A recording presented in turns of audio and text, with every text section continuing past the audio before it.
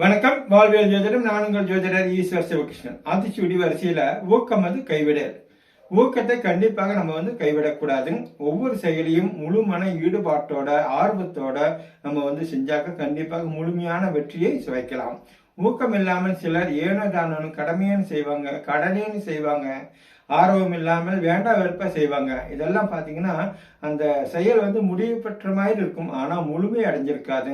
அதோட முழு பலன் நம்ம அடையாது. அதனால கண்டிப்பாக நம்ம ஒவ்வொரு செயலை செய்யக்குள்ளவும் உற்சாகத்துடன் முழுமன ஈடுபாட்டோட ஊக்கத்தோட செயலாற்றணும். ஏன்னா நம்மளுக்கு ஒவ்வொரு முயற்சி செய்யறதுக்கும் தேவையான உந்து சக்தி எதுன்னு பாத்தீங்கன்னாக்கா உற்சாகமும் ஊக்கமும்.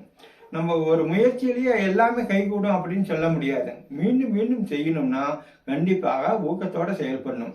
இந்த மீண்டும் மீண்டும் செய்யறது, திரும்ப திரும்ப செய்யறது இந்த காலத்து குழந்தைகளிடம் இல்லை. அவங்க இன்ஸ்டன்டா உடனே ஆகணும் அப்படின்னு பாக்குறாங்க.